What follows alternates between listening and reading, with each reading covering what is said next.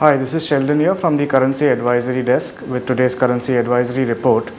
Well, the political situation in our country is what's driving markets today, and we expect this to continue in the coming few sessions. Now, the US dollar index is at 79.41. It's still trading below the crucial 80 level mark.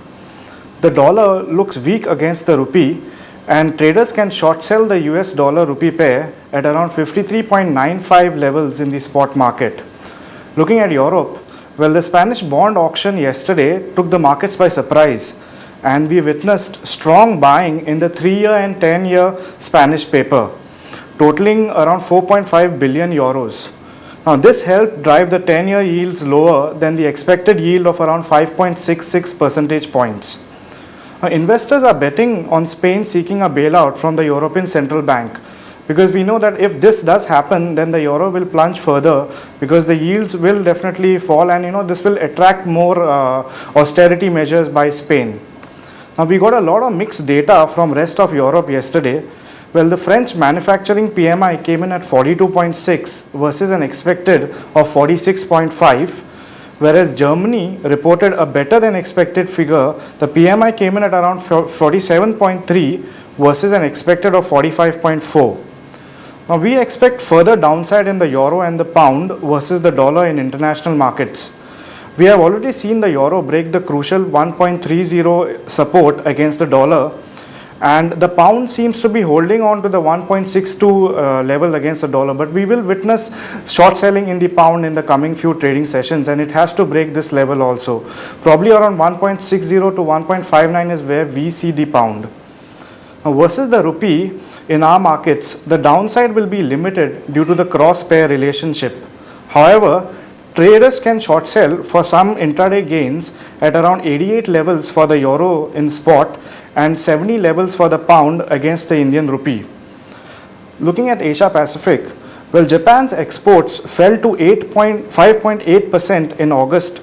As reported yesterday, this is the third straight decline in the past 3 months. Imports were also lower at 5.4%, thus indicating a slowdown in domestic driven demand.